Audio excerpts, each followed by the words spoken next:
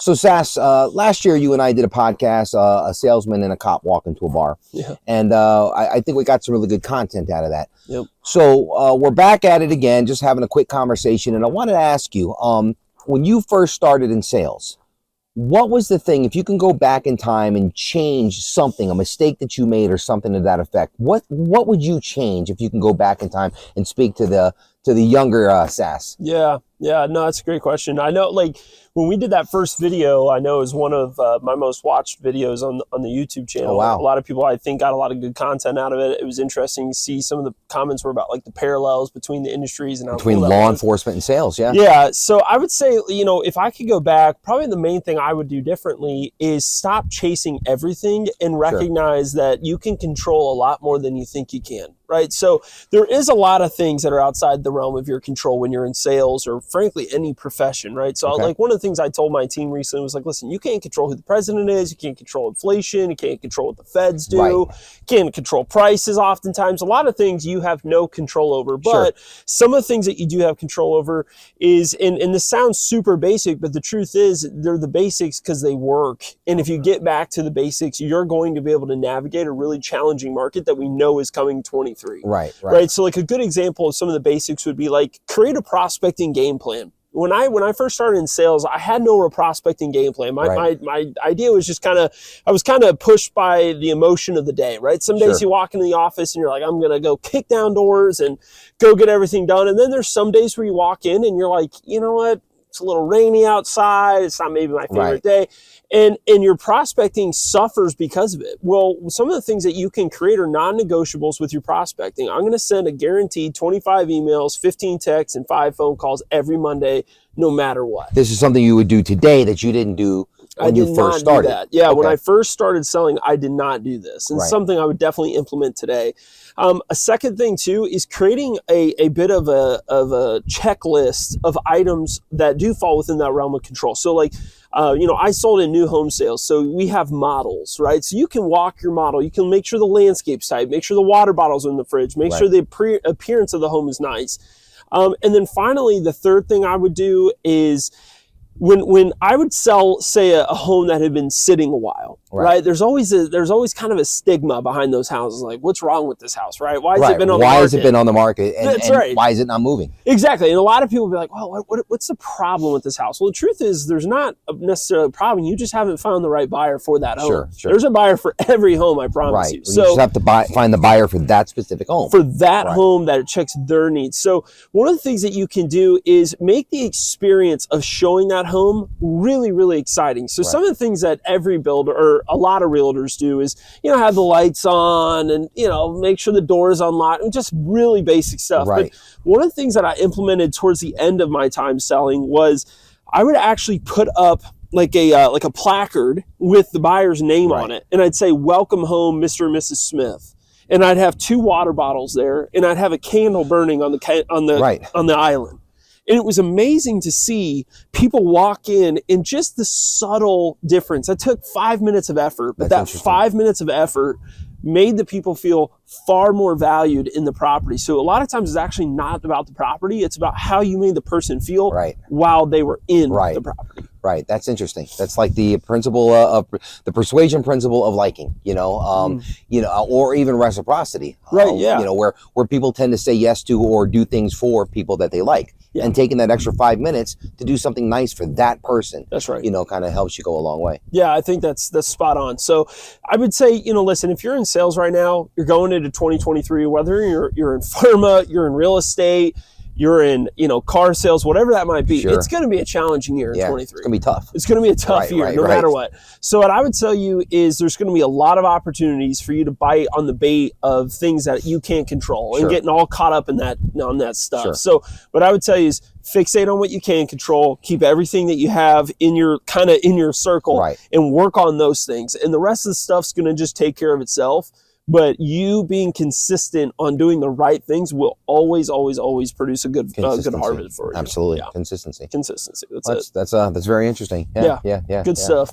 So John, you've been in law enforcement for what, about 25 years? Yep, 4 years corrections, about 21 years police work. So That's a long time. Yeah. That's a long time in the industry. You ain't kidding. Right. I started with a full head of hair, so absolutely, yeah. So I guess one of the things I wanted to ask you today is, if I'm a new cop, I'm walking in, I'm in corrections, or I'm just hitting patrol for the first time, what is a few things that, if you could go back and you could talk to John back 25 years ago and Right. say, listen, this is going to help you a lot. What are Right. some of those principles or maybe techniques that you can only really learn by doing it, right? Yeah, Like we yeah. call it saddle time, Sure. right? Like what are some of those things that you would teach somebody who's going into it maybe for the first year? So let's go off the realm of interviews and interrogations, since that's what I teach all across the Perfect. country. Yeah. Let's talk about early me and my interviews. I think a big mistake I made for many years, and I don't even mean the first year or two, I mean for the first decade of my career. Wow. Like a huge mistake that I would make is during the interview, which is your fact-finding mission. It's just me trying to get a victim, witness, or even a criminal suspect to just give me information about a case. So if a victim comes forward, just hearing their story, a witness, hearing their story, finding out, what they witnessed, what they observed, to Right. gather the facts to help me with my case.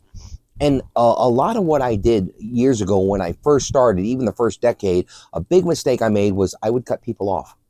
Like they would talk and I would start to ask questions in the middle of their response. So they would start Right. talking in the middle. I go, hey, and I would cut them off. And I did that for years. And it took a very humbling experience of a state attorney. We were working a homicide case many years into my career. And it took a very humbling experience where a state attorney, from what I heard, because I didn't watch it, I was interviewing somebody. And so one of my fellow detectives brought me to the side and said, hey, man, you're really pissing the state attorney off because you keep cutting the witness off. And at one point, he banged his hand on they were watching on the review on the monitor cameras, right? We have the monitor rooms, and he's watching the interview on the monitor rooms. And he's, Rappa, shut the fuck up. And I realized, and I was humble enough to go, oh shit, I didn't realize I was doing that. That's right. And so when I went back and I watched a lot of my earlier interviews, I would cut people off. And guess what? When you're cutting people off, you're not listening. You're not listening. You're not learning. You're not learning about the case. You're not learning about the person. So one thing that I've developed over the years was compellers, compelling people to say a little bit more. And I use verbiage, and I teach this in my class all across the country. Using verbiage, number one, letting them speak 80% of the time. You're only speaking, especially during an interview, just to get them to talk a little bit more, just to gather facts. And you're using compellers to compel them to talk to you a little bit more. And that's something I didn't do for years. And I look back and I could have gotten so much more information, better interviews, better, justice for my victims and my witnesses if I had just done that.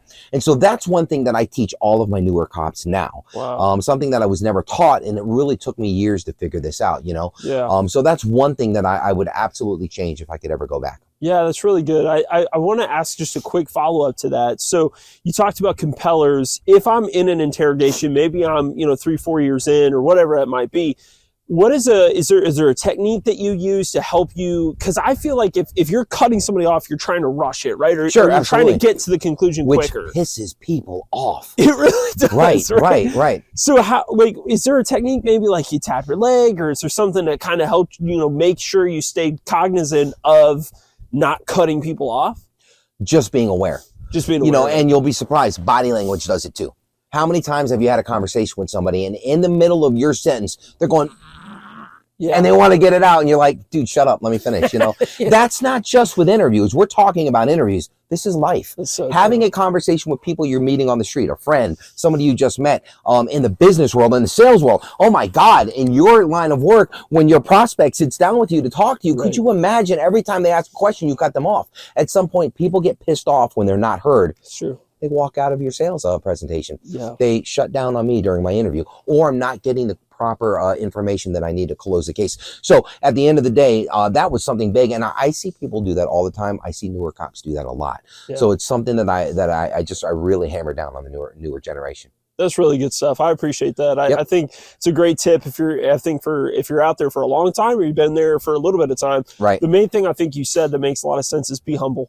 You had to humble yourself and to grow. And I think that's probably the most important part of what you said, in my opinion. Can you learn anything if you're just constantly denying that you messed up? Yeah, I don't think you can, No. or you're not going to learn anything of substance that's going to drive you forward. And one of the things I think is the most important part is you had to go back 1 or maybe 2 steps even, but you've gone forward maybe, 20 steps, right? Leaps and bounds. Leaps and bounds. Right. So I think if you're watching today and you're thinking to yourself, how can I grow? Well, first start with, can I get humble enough Right. to know that I need to improve? Right. Right. And if I think you answer yes to that question, I think you're already taking a good step forward. Yeah. So That's what we're doing. anyways, thanks, John. All I right. really Well, appreciate it, man. Yeah, It's man. cold as hell, so let's Yeah, I get was gonna inside. say. All right. Thanks.